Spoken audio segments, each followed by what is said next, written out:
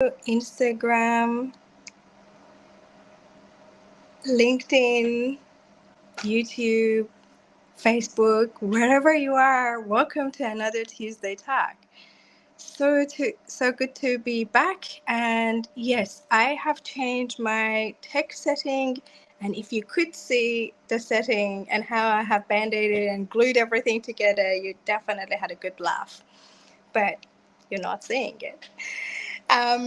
The topic for today is one thing that your network needs to know about you. All right, let me just remove something so I'm not distracted with a light that is not working. I think after 5-6 years of doing that, there will be one day that a friend will call me and will ask, you still haven't figured out lighting? And my answer will be yes, no. Because if I want to figure out all the tech stuff, and I am doing my best, still there will be one thing that won't work and I will lose time. So I will miss the opportunity to share the stuff that I want to share with you. So here we go.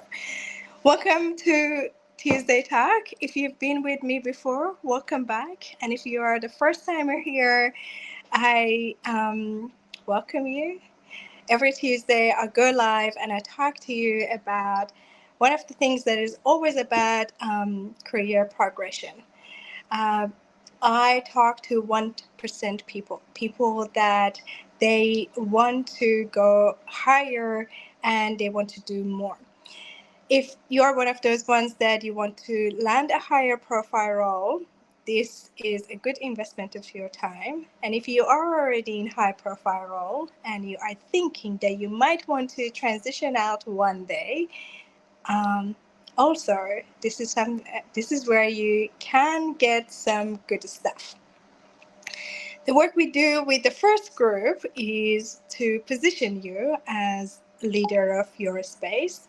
And the work that we do with the second group, those who are already in senior positions, C-suite, is to monetize your know-how.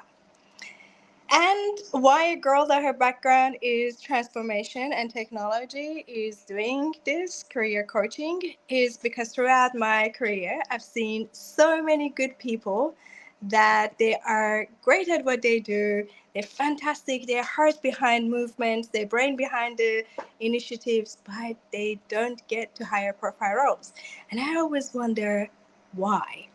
So in effort to answer that, I learned a few things and I started to teach that, and I was able to get results for my clients, my friends, family, people in my network. So I decided to make it official. So the topic for today is one thing that people in your network need to know about you. So normally the structure of our conversation is to learn the concept and then one or two cases either from myself or from one of my clients, and then one action. So for this, I would suggest that you have a pen and paper today. All right. So the short answer, the tweet size answer to your question, to the question of what is that they need to know, is they need to know exactly what you do. And let me explain.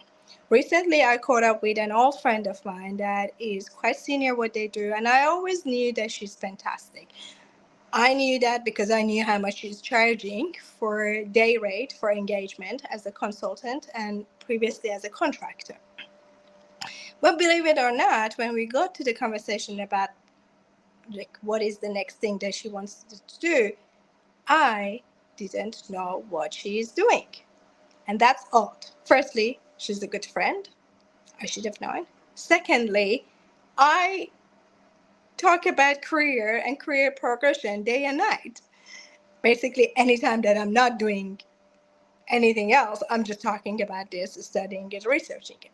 So how is it that I didn't know what my good friend of many years, 12 years, what is she expert in? What is she experienced? What is her core competency?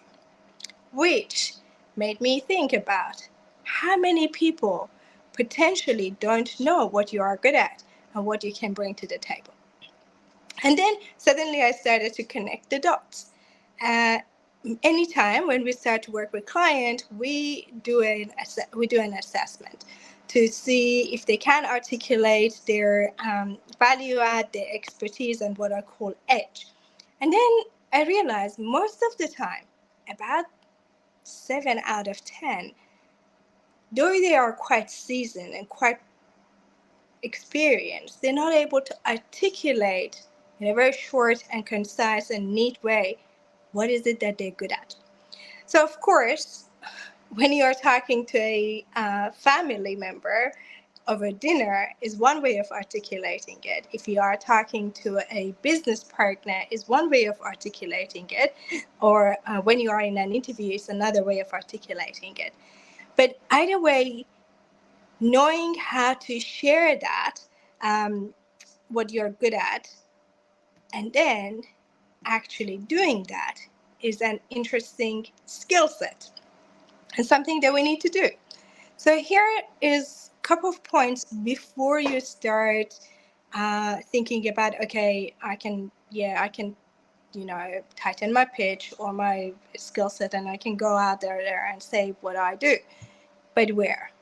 Whom to? So here's the thing. Before you start thinking about networking and going out there and start, building the relationships that you need to build, first thing, I want you to think about 3 things.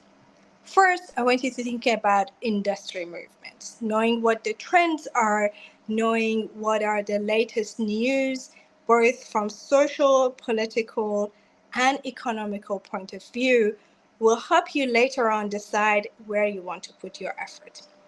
Second one, I want you to think about major movements in your industry and who are the key player in that space. And believe me, when you do a research, particularly if you allocate 1 or 2 hours, you will realize what you thought you know is very different to what actually is out there. So that 1 hour of research is knowing what's going on in your industry specifically will save you a lot of time later on when you are doing networking. And the third thing that I wanted you to consider is to know who normally are decision makers and influencers in setting the trends and movements in the market. I'm going to give you a couple of examples. Many years ago, when I wanted to know where the money is and where the opportunities potentially are, the clusters of opportunity, I always used to look at any chamber of commerce, international chamber of commerce, and to see who is basically bringing more foreign investors and basically which foreign investor would want to come in to Australia and invest. So that was one vein, one thread of investment that I always were following, because every investor that comes in will bring money, and then that's where the opportunities are, because they want to use local talent because it's obviously cheaper and more effective. The second type of research that I was doing is always to know where government releases money. And that's another type of knowledge that I would be able to use to know which industry is more active, so I could follow the opportunities. Another example that I recently look at it more is where the new companies that they are going for IPO and they raising capital. So that's another area that you can always find opportunities. But you might have other ways of finding that, and that is your smart and skill set. That time that you spend to identify them is a well spent time before you go out and do networking. So now when it comes to networking and talking to people, here is 3 critical things. You have very limited amount of time. From what I know about my clients, my friends, and people that they have full families, they still want to look at their career and grow it in that space. the amount of time that you have from family and then your job and then maintaining your health, physical and mental, there's that much left, close to zero for networking. So you want to be very effective in that, using that time and by knowing who to connect with and how you spend that time. Probably going to a lot of network, to a lot of seminars and conferences is not the best use of your time. You're not going to be able to connect with anyone there. And it's just very expensive, very time consuming, and normally takes away from day job. So being mindful of who we network with is first one. And second one is how to make long-term connections. I don't know what's the meaning of connection or long-term for you. Each person has a different definition of that. There are certain criteria for what's considered long-term friendship or relationship.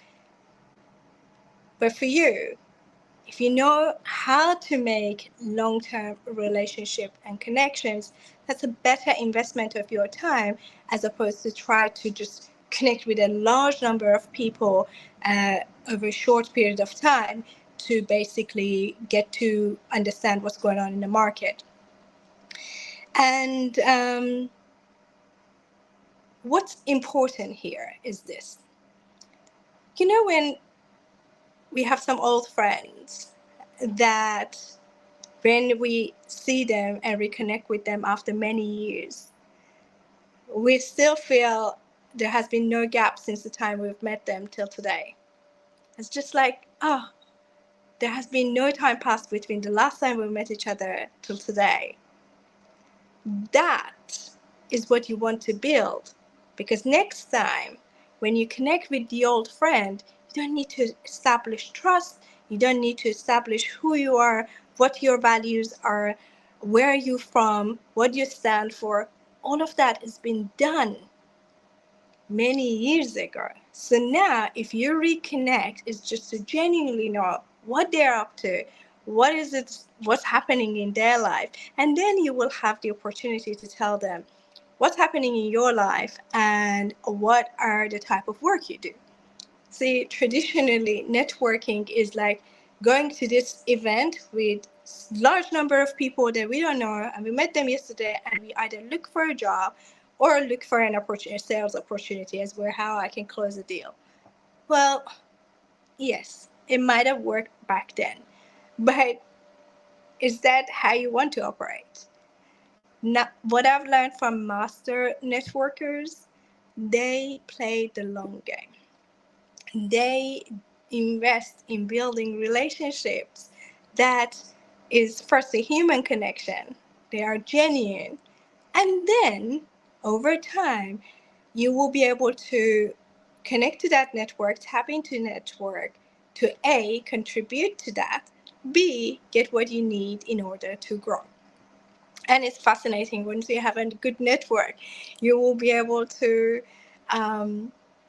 not only find jobs, not only find gigs, not only of that, but also you'll be able to put your kids for internship in your friends' businesses. You can, do so many other cool stuff, which is even more valuable as we grow older, or we grow up, I should say.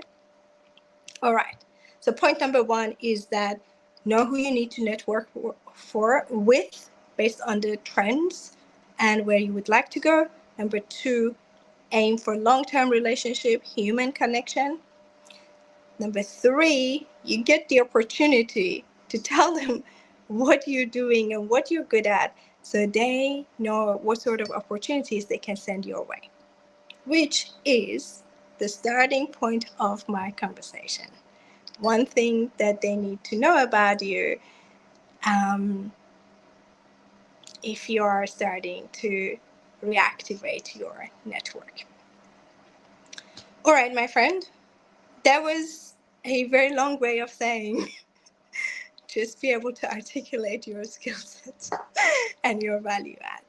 And it's fascinating to see how many people are not able to do that. So the action for you today is a couple of actions if you choose to take them.